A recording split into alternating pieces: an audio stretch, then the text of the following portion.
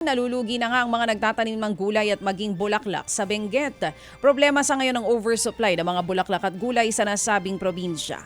Hindi kasi nila maibiyahe ang mga gulay at bulaklak dahil nga sa mataas na presyo ng produktong petrolyo.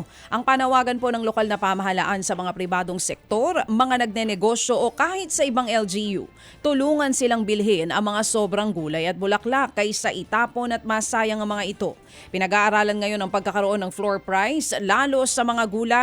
Yan ay para hindi raw masyadong malugi ang mga magsasaka. Magkakaroon naman ng adjustment pagdating sa wholesalers at traders.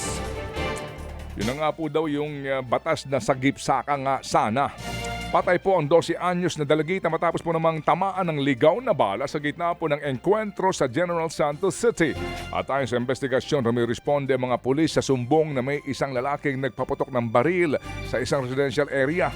Pagdating nila sa lugar ay pinaputukan sila ng suspect. Dito po nagkaroon ng engkwentro at napatay ng mga pulis ang suspect. Pero tinamaan daw po ng ligaw na bala ang 12 anyos na babae. Nagtago pa raw ang bata sa ilalim ng kanilang kama pero dahil pumanipis ang mga dingding ng kanilang bahay ay tumagos ang isa sa mga bala. Inimbestigahan pa kung sa suspect ba o sa hanay po ng mga pulis nang galing ang balang nakapatay sa batang biktima. Samantala natanggal sa pwesto ang isang police officer sa Baguio City na inaakusahang ng halay ng police trainee sa loob po ng kanilang barracks. May ranggong police master sergeant at 41 years old ang inirereklamong pulis. Sa investigasyon ng National Police Commission, hindi lang isang beses nangyaring insidente.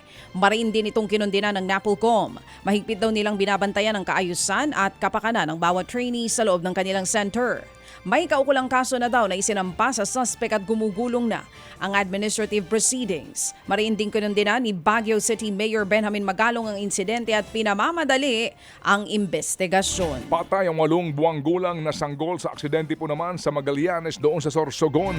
Dumausdos at dumiretso sa bangin ang tricycle kung saan nakasakay ang biktima at siyam na iba pa. Nasugatan daw po ang mga pasahero kabilang po ang sanggol. Dinala sa ospital pero namatay din ang sanggol dahil po sa kanyang sugat sa ulo.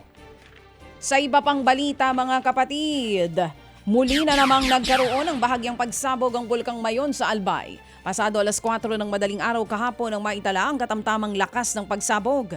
Nagbubuga ang mainit na lava, abo at mga bato. Ang bulkan. Ito na nga pong ika-104 na magkakasunod na araw na nag-aalboruto ang bulkan. Nakataas pa rin sa Alert Level 3 ang Mayon Volcano. Bawal pa rin ang pagpasok sa 6-kilometer danger zone.